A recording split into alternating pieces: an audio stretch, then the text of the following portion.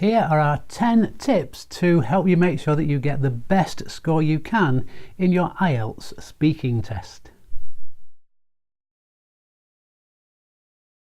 There are 4 different marking criteria that the examiner will use when they assess your speaking test: fluency and coherence, lexical resource or the vocabulary that you use, grammar and your pronunciation. So you need to make sure that your preparation covers all these 4 areas. Try practicing role play. Ask a family member or a friend to act as the examiner and then practice just as if you are taking the real test. Get them to ask you questions. They don't need to have perfect English in order to do this. You could even try swapping roles. And just make sure that your preparation is fun and make it interesting. Something to keep in mind: don't try to learn a dialogue off by heart and then try and use this in the test, because your examiner will see this and you will lose marks. What you say in your speaking test just needs to sound natural. Just get used to speaking in English as often as you can. The more you can do this, the easier it will become, and the more you will want to practice. And of course, the higher the mark you will achieve in your speaking test. Read the IELTS information provided on the ulearn.education and ielts.org websites. Also have a look at takeielts.britishcouncil.org and the cambridgeenglish.org websites.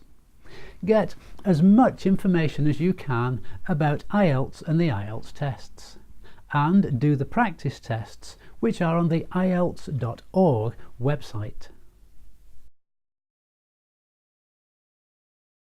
Recording and then listening to yourself is a really powerful way to assess and then improve your level of spoken English. And there are lots of free apps around that will help you to do this. When you listen to the recordings of yourself, think about the 4 criteria the examiner will be using and where you need to improve. For example, are you speaking too fast, which is affecting your pronunciation? Or do you find yourself repeating the same words, suggesting that you need to introduce a wider vocabulary? Listening to your own voice might seem a little bit strange at first, but you'll soon get used to it, and it is a really good way to improve. Make sure that you are prepared and ready on the day of the test. Don't risk being late for the test. I would advise that you get to the test centre at least half an hour before the test is due to start. Use comfortable, reliable transport to get you there, and make sure that you get a good night's sleep the night before the test. The very last thing you want is unnecessary extra stress on test day because you didn't manage your time properly or didn't get to bed early.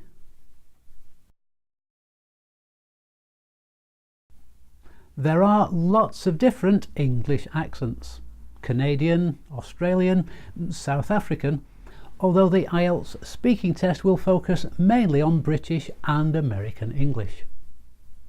You will hear lots of different accents if you listen to English language films and TV shows. And if you want to hear really good, well-paced British accents with good rhythm and intonation, then listen to the BBC News. Clear pronunciation is really important. Make sure the examiner can easily understand everything that you say.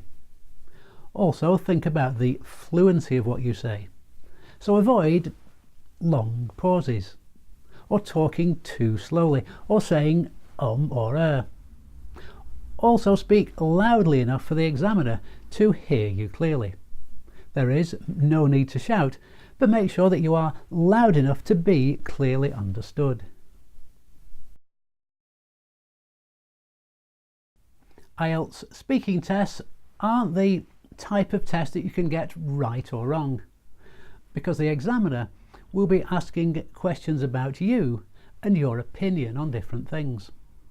They might ask you about your family, or your hobbies, or where you work. And then they might ask you to perhaps give your opinion about something. If, for example, you perhaps told the examiner that the population of the town that you live in was 15,000, when in fact it is only 10,000, it doesn't matter. You won't lose any marks. This test is about how well and how clearly you can speak, and not about the subject you are speaking on. So you don't have to revise or study anything, or think about how a textbook might describe something. Just talk naturally about yourself and about your ideas on the topics that the examiner presents to you.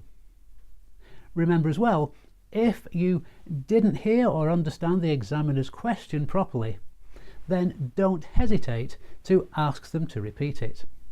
It is much better to do this rather than try to guess what the examiner said and get the answer wrong.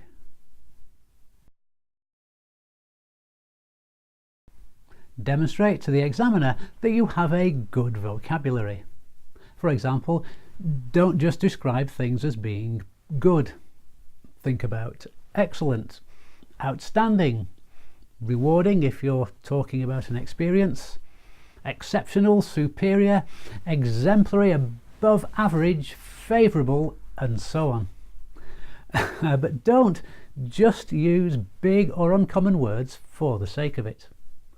Don't forget your main objective in your speaking test, just like the reading and the writing tests, is to make sure that you are clearly understood.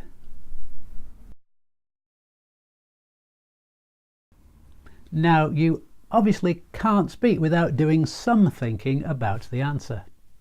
But the point I want to make here is be careful not to overthink your answers, because if you do, you might find that this gets in the way of getting your message across. You might start to pause for too long whilst you're trying to think of something clever or complicated. You don't need to do that. You just need to have a natural conversation with the examiner without trying to be too clever.